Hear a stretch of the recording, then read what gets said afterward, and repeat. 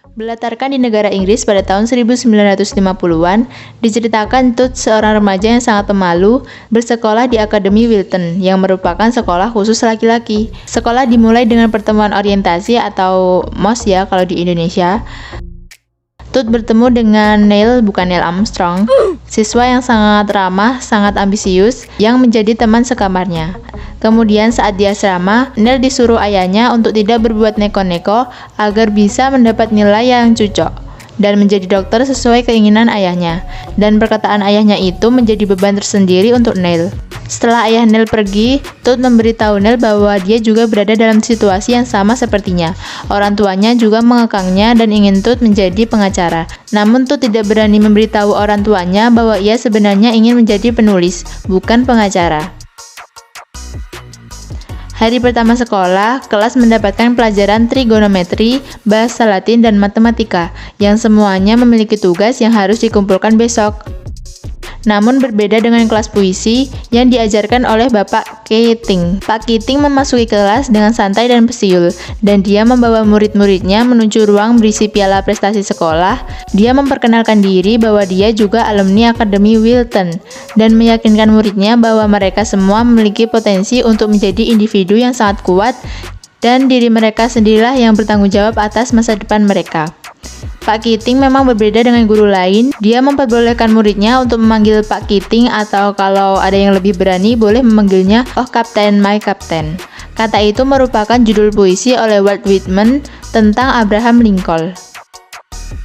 Beberapa hari kemudian, Knook diminta menghadiri pesta makan malam di rumah Danbury, teman orang tuanya. Ketika dia tiba, seorang gadis cantik membukakan pintu dan membuat hati Knook terpana. Gadis itu bernama Christine dan sudah bertunangan dengan seorang pesepak bola bernama Chad. Tetapi Knook tidak putus asa selagi janur kuning belum melengkung. Aku mundur dek. Keesokan harinya, Pak Keating memulai kelas dengan model pembelajaran tradisional.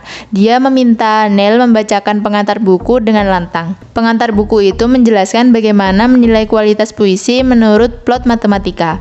Pak Keating menganggap kritik matematika seperti itu konyol, dan dia menyuruh murid-muridnya untuk merobek kertas pengantar itu. Awalnya para murid ragu untuk mengikuti instruksi Pak Keating, namun setelah seorang murid bernama Charlie merobek kertasnya, semua murid pun mengikuti.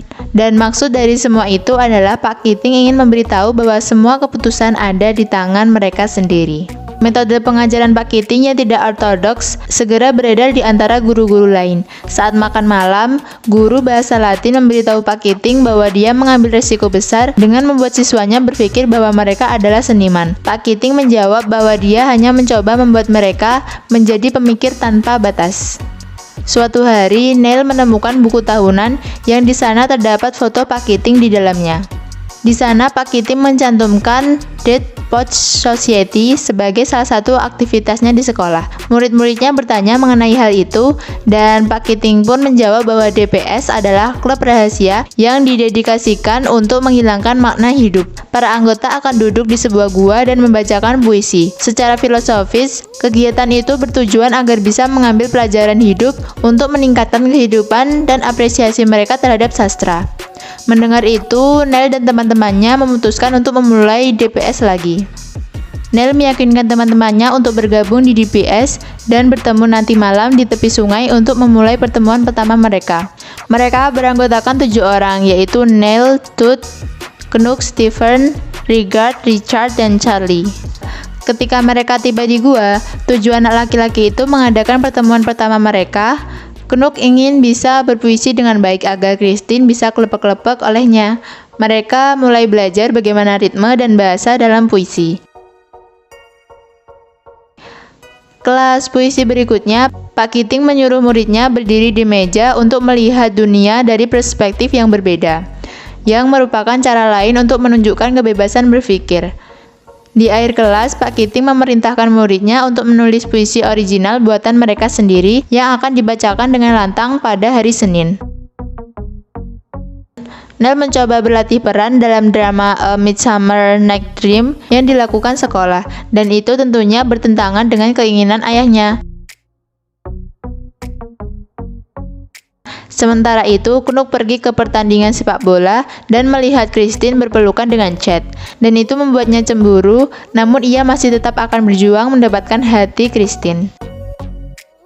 Pak Kiting menyuruh Tut berdiri dan membacakan puisinya. Ketika Tut memberitahu bahwa dia tidak bisa menulis, Pak Kiting memaksa Tut berdiri di depan kelas. Pak Kiting menutup mata Tut dengan tangannya dan memutar-mutar badannya Tut. Perlahan-lahan Pak Kiting melatih Tut untuk mengucapkan kalimat apapun, sesuai apa yang dipikirkan Tut. Tut berhasil mengimprovisasi puisinya sendiri. Pak Kiting berhasil membuat Tut membangun kepercayaan pada dirinya. Kelas selanjutnya, Pak Kiting meminta muridnya menendang bola sambil meneriakkan puisi dengan keras, yang merupakan cara terakhir untuk menunjukkan kebebasan berekspresi. Malam itu mereka bertemu untuk mengadakan pertemuan DPS lagi. Setelah itu, Knut memberanikan diri untuk menelepon Christine, dan Christine mengundangnya ke pesta di rumah Dan Buri. Kemudian di hari ulang tahun Tut, ia mendapatkan hadiah ulang tahun dari orang tuanya, yang hadiah itu sama dengan tahun kemarin. Orang tuanya tetap memberikan itu padahal Tut tidak menyukainya. Neil melihat Tut yang kecewa dengan hal itu, dan ia mengatakan kepada Tut bahwa jika Tut tidak suka kadonya, maka harusnya ia membuangnya saja. Tut pun melakukan hal itu dan suasana hatinya mulai membaik. Saat pertemuan DPS juga dihadiri oleh beberapa gadis yang diundang Charlie. Ketika Knut pergi ke pesta Christine, dia diminta oleh beberapa pemain sepak bola untuk bersulang bersama mereka.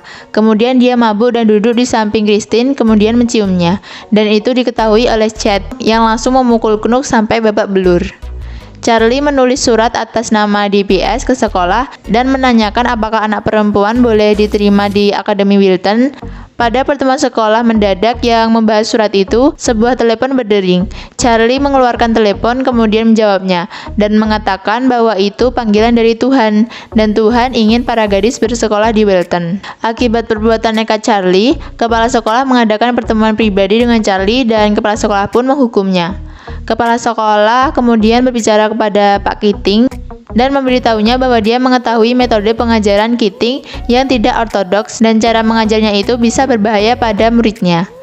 Pak Kiting kemudian berbicara dengan Charlie bahwa ada saatnya berani, ada saatnya hati-hati, dan perbuatannya Charlie itu bisa membahayakan masa depannya. Kemudian ayah Neil mendadak mengunjungi Neil. Beliau mengetahui tentang Neil yang akan ikut drama dan menyuruh Neil untuk berhenti dari drama itu. Kemudian Neil memberitahu Pak Kiting tentang insiden itu. Pak Kiting menyarankan agar Neil memberitahu ayahnya bagaimana perasaan Neil sebenarnya. Beberapa hari kemudian Neil berbohong kepada Pak Kiting dan mengatakan bahwa ayahnya mengizinkannya untuk melanjutkan permainan itu, meskipun pada faktanya tidak seperti itu. Knut menemui Christine di sekolahnya, memberikannya bunga dan membacakan puisi di depan teman-teman Christine, dan itu membuat Christine malu. Hari berikutnya, Knut dan teman-temannya akan menonton pertunjukan Neil. Christine pergi ke Wilton di mana dia sangat marah dan memberitahu Knut bahwa tindakan Knut mempermalukannya di depan teman sekelasnya. Knut meminta maaf dan bertanya pada Christine apakah dia mau pergi ke pertunjukan Neil dengannya. Christine sekali lagi merasa malu, tapi dia baper kepada tawaran Knut. Alhasil menerima tawarannya sebagai teman kencan. Iya. Di pertunjukan itu, Neil memberikan penampilan yang luar biasa. Saat penutupan, Neil melihat ayahnya datang ke acara itu dan tampaknya marah. Setelah selesai pertunjukan, penonton pun bertepuk tangan yang meriah. Neil mendapatkan banyak pujian dari teman-temannya, tapi tak lama ayahnya membawanya pulang dan juga menyuruh Pak Kiting untuk menjauh dari putranya. Saat di rumah, sebagai hukuman atas kebohongan Neil akan dikeluarkan dari Wilton dan dipaksa mendaftar di sekolah militer untuk mempersiapkannya ke Universitas Harvard dan berkarir di bidang kedokteran. Neil tidak dapat menghadapi masa depannya yang diciptakan ayahnya itu.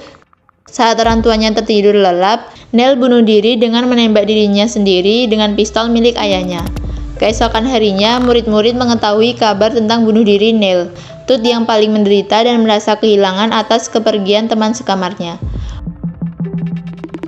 Orang tua Neil menyuruh sekolah untuk menyelidiki tentang DPS. Masing-masing murid pun diselidiki.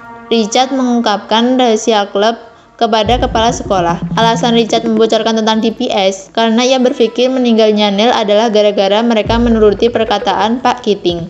Mengetahui itu, Charlie yang merasa dihianati memukul Richard karena mengkhianati mereka. Alhasil, Charlie dikeluarkan dari sekolah. Ketika Tut dipanggil ke ruang kepala sekolah, yang di sana sudah ada orang tuanya. Kepala sekolah memaksa Tut untuk mengaku sebagai anggota DPS dan membuatnya menandatangani dokumen yang menyalahkan Pak Keating karena menyalahkan otoritasnya, menghasut muridnya untuk memulai kembali Dead Poets Society. Tut melihat sudah ada tantangan anggota DPS. Pada awalnya, Tut menolak untuk menandatangani. Tapi ketika kepala sekolah mengancam akan mengeluarkannya dari sekolah, karena Tut yang sangat pemalu dan tidak memiliki keberanian untuk berdebat dengan mereka, akhirnya ia menandatangani kertas itu. Pak Keating dipecat dari Wilton dan dipaksa untuk pergi tanpa uang pesangon atau surat rekomendasi untuk mengajar di sekolah negeri atau swasta manapun di negara bagian itu. Keesokan harinya, kepala sekolah tiba di kelas di mana dia memberitahu para siswa bahwa dia adalah guru sementara untuk mereka. Saat itu, Pak Keating memasuki ruangan untuk mengambil beberapa dokumennya sebelum ia pergi. Tut mengungkapkan kepada Pak Keating bahwa dia dan temannya diintimidasi untuk menandatangani pengakuan tersebut. Pak Keating memberitahu Tut bahwa ia sudah tahu. Kepala sekolah memerintahkan Tut untuk diam dan menyuruh Pak Keating pergi. Saat Pak Keating hendak keluar dari kelas, Tut akhirnya memberantas sikap pengecutnya dan naik meja dengan berseru, "Oh Kapten, my Kapten," kepada Pak Keating untuk memberi salam perpisahan. Kepala sekolah segera menyuruh Tut untuk duduk atau dia akan dikeluarkan dari sekolah. Dalam adegan film ini yang mungkin paling menyentuh dan emosional, satu persatu Knook, Stephen, Kieran, dan semua anggota DPS, kecuali Richard dan beberapa siswa lainnya, naik ke meja. Mereka menghadap Pak Keating untuk memberi hormat kepada mantan guru mereka. Mereka tetap berdiri di meja mengabaikan perintah kepala sekolah. Melihat usahanya di sekolah tidak sia-sia, Pak Keating yang tampak terharu berkata, "Terima kasih anak-anak, terima kasih." Pak Keating kemudian meninggalkan kelas dengan berlinang air mata dan hati yang lega. Dan film pun berakhir. Nah, pelajaran penting buat para orang tua atau calon orang tua, mendidik anak memang perlu otoriter atau tuntutan agar anak tumbuh, tapi juga harus diimbangi dengan dukungan dan perhatian, agar anak merasa ada yang memahami mereka dan menghargai usahanya. Kadang orang tua tak mengerti perasaan anaknya, tapi mereka merasa mengerti anaknya. Seperti orang tua Tut, mereka memberi kado yang harganya memang mahal, tapi apakah itu yang diinginkan Tut? Nyatanya tidak. Kado itu malah membuat Tut kecewa. Jadi pelajarannya, kita harus mengimbangi pola asuh menuntut dan mendukung agar anak merasakan kasih sayang juga menjadi pribadi yang bertumbuh. Alur cerita yang cukup jelas dan terlebih setelah menonton film ini bisa menyadarkan setidaknya 1% kepercayaan diri kita. Dan sekian alur cerita dari Dead Poets Society. Terima kasih sudah menonton sampai akhir dan sampai jumpa.